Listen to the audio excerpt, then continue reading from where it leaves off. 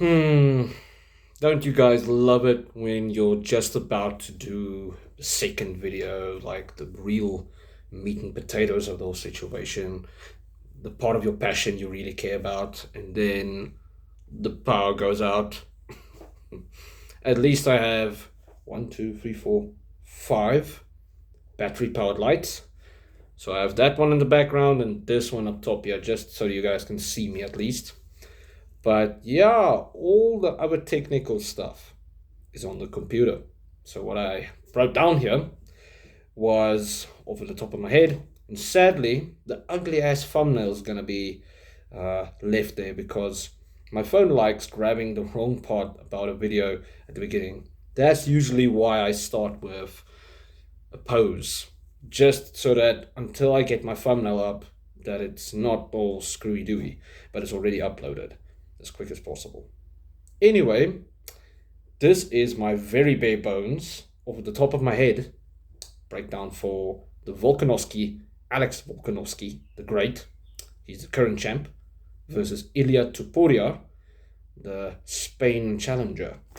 Now, this is my breakdown of their fight. Now, I'm going to start off with Topuria because he's the challenger. Obviously, most people would say save the best for last, meaning the champion. But yeah, okay. In this case, I'm going to go over 3 points for each. I think this should be a system I should keep in the future because there's a lot more stuff usually that decides a fight. But in this situation, this is actually a very good way to measure everything. The only thing is, with certain people, there isn't, within context of fighting, a weakness per se, or let's say three strengths, because of the style. The main thing you guys have to understand, this is a bare bones breakdown, and also that styles make fights. A lot of us, like fans, don't accept that at all. And if you really think about it deeper, it makes more sense with time. Because if stylistically something doesn't work out, it just doesn't work. It's not gonna work at all, no matter how good you are. And this is something when debating about old school fighters in MMA, boxing, whatever, even Muay Thai, people get all jumbled up in the names of the people and in the situation and how well those people did way back then, but they don't think about the current style versus that style, and they can't be honest with themselves. So I'm going to go over this quick. This video is going to be less than 10 minutes at least. All right, so let's go over the strengths of Topuria. Keep an open mind, and if you guys don't understand what I'm talking about, later in the future I'll put some edited videos in. The only problem is, with this kind of content, it's quite hard to put edited videos of the fights on without being demonetized or copyright claimed, etc. And I don't want to lose my channel just because somebody does not understand what I'm saying. So yeah, for now I'm going to take the risk and keep it this way. Maybe in the future I'll make videos with a partner, but the problem is you can't do that without somebody that's able to imitate these positions, etc. Anyway, let's go over this. All right, so let's go over the strengths of Topuria. So first off, it's how he slips and rips. Now, this is 1 point actually, but it's two in one. Again, Topuria is the prime example of what I've been telling people we need in MMA. It's a proper boxer because he picked up on boxing very well. But yeah, a proper boxer in the boxing stance, everything, low, wide base, everything, that can move his head properly and actually box. Now, the reason why this works for him is he has very good timing, and then also he has a good view of his opponents. It's really hard to tell people, explain this properly to people. Now again, what I mean is he will wait for the right hand to come, but then he will slip to the outside and attack. He will attack the moment somebody throws, and he knows how to anticipate it perfectly. That's usually when they say you have good eyes for certain things. Meaning that if you jab, he's going to slip. If you throw the cross, he's going to slip. This does lead into why he has a weakness later though. So His slip and rips is very dangerous. Even for his hooks, because he throws hooks. Sorry guys, I just have to get my hand ready. As you can see, I've got a hole in my flipping fingers, which happens often with work, but he throws tight shots. He throws tight shots, meaning that you can be a certain distance from him and it won't smother his shots. For taller opponents, smothered shots is bad. Shorter opponents like Topuria, well, shorter reached opponents, that's gold. But not many people can throw it in MMA this way. It's rare, very rare, that they can land in such short distance with good enough power and effectiveness to make it count. But Topuria does. He can slip, rip the body, then land on the chin, straight on the button afterwards. He has the best combinations from there because of how he slips and rips. Okay. See, I want to roll off into a lot of other points, but yeah. Next one is, while he's slipping and ripping, he's fine with taking a shot to give one. Best example is his knockout of Jai Herbert. Herbert landed a shot in the exchange there, in the final exchange there.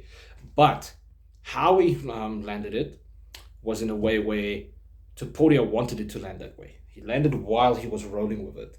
And then he landed a vicious, short right hand. Wham! Right on the chin. And he dropped him. The reason why is because of the slips, etc. And also, he doesn't mind it. He knows his chin is strong. Now, that is kind of crazy to think about because he got dropped early in that fight. Which I'll get to in a little bit. Next up is his wrestling background in defense. People don't understand that Topuria is actually a wrestler that learned boxing quite well and then went into MMA. And based off some of his stats on kicking, it makes a lot of sense. What I mean is, it's one of his weaknesses that we'll get into. I think he can kick like a mofo because obviously he's at that level, but he is not he's not reliant on it. Now, when I started MMA, I did the same thing. I said, I'm going to test this. Let's see.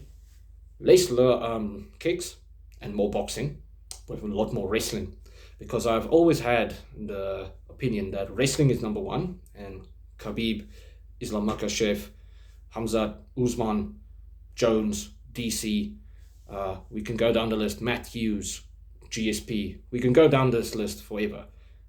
Wrestling is number one. I've said it since I was a young kid because I wrestled as well. So wrestling is number one, and I said boxing mixed with wrestling would get you a very good base for MMA. Sad part is, if you are lacking in one of the two, you're not going to be good at MMA regardless. So it does mean you need to be quite talented in one of the two. And Topuria is. That's why his kicking has been minimal in his career, but not in a bad way. I mean that in a good way, because he's fine with just keeping that in his back pocket. Now, let's go on to his weaknesses. High kicks. Now, Volkanovski, his opponent, is shorter than him, so we're not expecting high kicks. But for the future and for future reference, so that I can come back to this video and point something out, I'll mention this. High kicks, the one that Jai Herbert landed on him. High kicks, and he does the same thing that Volkanovski does, and that's actually an extra weakness I'm just going to mention real quick, is he does drop his hands sometimes. And I know it's hard to defend with the smaller gloves. The smaller gloves is a tiny bit bigger than your hands. And people thinking that a forearm can take the shot and block everything, you're wrong. Your hand will transfer that energy right into your skull, right into your neck. You're going to feel it. If anybody wants to challenge that, go to an MMA gym nearby, or the one in my town, and ask my coach or the coach at that gym to lightly land while you're blocking on your hand, and feel what you're feeling and think when somebody throws it full force. That's all I'm going to say. But yeah, Topuria has an issue with high kicks. He has an issue with high kicks and leg kicks. Leg kicks is a big one. In his last fight versus Josh Emmett, he got landed on 7 times. Guess how many kicks? Low kicks, specifically. did Emmett Fromm? 7. Meaning that he does not check kicks. Now, this reminds me of what I told you about when I tested how boxing alone does in MMA. I went for a sparring day, a late night sparring day at the MMA gym, just to mix a tiny bit of wrestling and mostly boxing. And your legs get chewed up. It's the truth. And his legs can take a lot of damage. Even though his legs doesn't look gigantic and stuff, it doesn't mean he can't take it. And that's a crazy thing to think of, but he doesn't defend. Now, I think it's because of the boxing stance. He really does use a boxing stance, where you can even drop it lower to get more power. But you can't slide in and out or move the legs to check. And that's the problem. So that's a big weakness of his for this fight. And then the last one is a very basic one, because the real weaknesses is gone right now. I can't use them. I think his 5-round experience, he has a lack of 5-round experience. That's a weakness, meaning he hasn't gone to 5 rounds as far as I know. Now, obviously, I don't have the laptop just to go check and make sure, but I'm pretty sure he has not went to a 5-round decision before, and that leaves a lot of questions about cardio, the mentality, especially when he's very damaged. Now, this doesn't matter as much, but it's a problem in 5-round fights. Now, let's move on to Volkanovski. By the way, guys, I see now it's already at 12 minutes. So what? Shit happens. Okay. This is in any way for educational reasons, so meh. Next up is Volkanovski. Okay, so Volkanovski, in a technical term, like on the technical term, is my favorite fighter currently on the roster. And we're waiting for a batch of new guys to come up at this high level. And that's why it's quite sad knowing that he is 35, 34, and that he's on that, that final slope. That's why he wanted to fight so often last year. It's kind of cool, because he knew that, listen, I'm not going to have that much time left to make a lot of cash with the big fights and stuff, plus the glory accompanied with it. So, let's go over his strengths. Now, I can mention 100 of them, because people don't understand how technical he is. But let me go over just 3. 1, he has a smokescreen game, meaning he's doing a lot of things to neutralize you from attacking at all or defending. And all while you're just chilling and watching him do his thing. He moves his head in a weird way. He uses his hands to trap people's hands. People don't even notice it. They're so focused on his movement that they focus on the hands and they lose track of where he's going to land. Then he has very interesting methods to get inside in MMA. You see this more in boxing again, like shifting.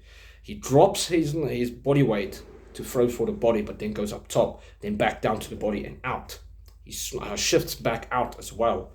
He lands kicks the correct way, in my opinion, in MMA, on the end of combos and in between combos. He starts some of his combos with leg kicks. It's just this huge smoke screen, because you have so much sensory overload that you don't know what to do. You just stand there like, oh, crap, what's coming? Oh, and you're scared. So what ends up happening is his opponents get locked down and they become a punching bag. Max used to do this quite well as well when he was champion as well, but Volk is the evolution of that. I'm just going to leave it at that. You guys can go watch his fights and some breakdowns of it. It's insane, and it's all part of his distance management and how he uses it versus taller opponents. Volkanovski is probably the perfect example of when a shorter fighter can use his body to do more. All right, next up is he is well faceted in all areas of the game, meaning he mixes it up perfectly. All the greats mixes it up perfectly. GSP, he's my number one, so I'm going to mention him quite often. GSP, John Jones, even though the steroid situation, he mixes it quite well. His only issue is boxing, just being honest, but still, he mixes everything else perfectly. Demetrius Johnson as well mixes it up perfectly. Volk to me does it even better than these guys. And it's sad to say that if he retires in the next 2 years on wins or losses, people will not understand how good he was just because of how hard an era we are in, and he didn't have such a crazy reign like GSP, etc. But yeah, talk about that in another video. Maybe I'll make another video after this. Anyway, Volk mixes it up so well that he will be an issue regardless for Topuria. Now, I'm picking Topuria to win. It's in my previous video as well. But because of the power difference and how he attacks, I'm not picking him to win, let's say, on the wrestling side of things. I don't pick him as a better, full, well-rounded MMA fighter. I'm picking him to catch Volk and then just push him back. It will be very competitive though. And if Volk mixes it up perfectly, he can run a game plan where he cruises, quote unquote, to a win, a decision win, or TKO later on, using the ground game, etc. Because I don't think he has the power to put out Topuria. If he does, geez, I would be jumping up and down. And then I'll again tell people, this dude is the best right now. Like, the best. But yeah, and this is even though he lost to Islam Makhachev, because that is a whole different argument. Anyway, guys, the last one. He's great at adjusting to his opponent, meaning that opponent has success with this thing, he neutralizes it. That opponent has success with another thing, he neutralizes it and uses it to his advantage. Volk is king of that. And his three weaknesses are, obviously, left high kicks. Max caught him with a switching left high kick in their second fight that dropped him. And then he got TKO'd by Islam Makhachev with the left high kick. Now, Topuria does not shift. He does not switch stances or shift. He most likely will not attempt it for this fight, because if you're not good with a technique and you attempt it at the pro level in a championship fight, it is such a gamble that just the way that Yair Rodriguez got dropped by Volkanovski, he will get dropped. Now, I think he knows that, so he won't try it. High kicks in general is another problem for Volkanovski. I'm not going to say wrestling at all. He's a beast at wrestling. And then also defensive mannerisms. Volkanovski has a very bad habit. Sorry, I just need to get this. This thing is fucking sore. He has a bad habit of attacking and then doing that. You guys see, I did it on purpose. And then also, he likes admiring his strikes. So he jabs, lands, bam, 1, 2, 3, then he lands, and then he likes looking at it. Like, yes, check how badly I hurt this dude. And then in between that moment where he's like, bam, he gets caught. It happened multiple times with Islam. It happened multiple times with Yair. It happened with Max in all of their fights. Even the last one, when Max landed back, it was because he drops his hands or keeps his hands here, and then he dips, whoop, whoop, whoop, bah, and then he gets hit, and then he usually shakes his head and tells the guy, shut. You guys can go look at that in slow-mo, those exchanges. And that, to me, is a big red flag for Valentine's Day as well, against Topuria. Because Topuria hits like nobody has faced. Maybe Chad Mendes. And what happened there? Mendes dropped him. You guys can go rewatch that fight. Mendes dropped him. He wrestled Mendes to get his bearings. And that is horrible versus Topuria. So I'm picking Topuria by, I think, like round 2 or 3. If it goes past those rounds, then Volk is going to win because the smoke screen, etc. So yeah, guys, let me know down in the comments what you think. I hope I can upload this in time. I don't think I'm gonna. It's gonna be maybe I'm gonna upload this at 2 or 3 o'clock, meaning hours from now. so that I can do the thumbnail and everything else. But yeah, guys, I'll talk to you guys next time when we get the results, because this is going to be fun.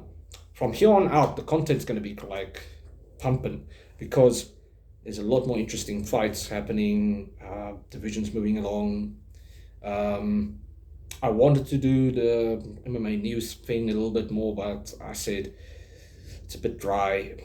I don't care that Sean Strickland beat up Sneeko. Not that much. Yeah, it didn't have much substance. The whole UFC 300 spiel is just a waste of time as well. And a lot of fighters are just talking crap to talk crap with each other. It's just stupid. And yeah, they're talking crap because it's not stuff with substance. Like some fighters who suddenly want to go up to different divisions and be double champions for no reason, when we know that's not even going to happen. They are just saying it loosely.